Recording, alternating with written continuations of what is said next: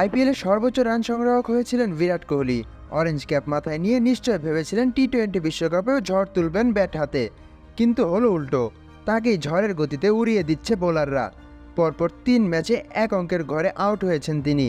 এমনকি 3 ইনিংস মিলিয়ে মোট রান 10-এর গণ্ডি পার হয়নি। অবশ্য আউটসুইংয়ে এই ডানহাতি খানিকটা দুর্বল সেটা সবারই জানা, তাই ওপেনিংয়ে তিনি সুযোগ পাবেন কিনা তা নিয়ে সংশয় ছিল।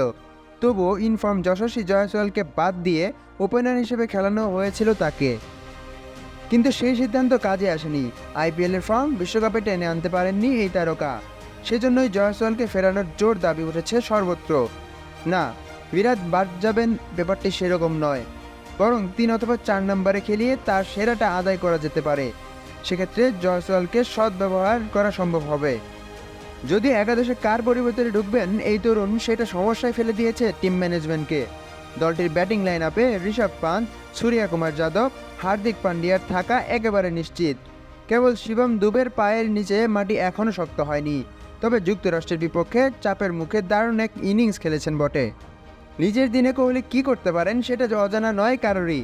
আবার বড় মঞ্চে বড় দলের বিপক্ষে তার ব্যাটই সবচেয়ে চওড়া হয়ে ওঠে। তাছাড়া প্রতিপক্ষের ভাবনায় সবচেয়ে বড় হুমকিও তিনি।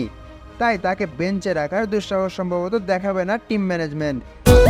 ভিটামিন এ, সি এবং ক্যালসিয়ামে ভরপুর টেস্ট মি, যা রোগ প্রতিরোধে সাহায্য করে। ওরে মজা রে, ওরে হেলদি রে, মজা। দেখানো উচিত নয়, তবে জয়সওয়ালকে খেলানোটা বড্ড জরুরি। পাওয়ার প্লেতে আগ্রাসী ব্যাটিং কিংবা বিরাটকে আউটসুইংয়ের ফাঁদ থেকে বাঁচানো। এক ঢিলে 2 পাখি মারার সুযোগ হাতছাড়া করবে কি টিম ইন্ডিয়া? মাশরাফি খান, সাকিন, খেলা 71।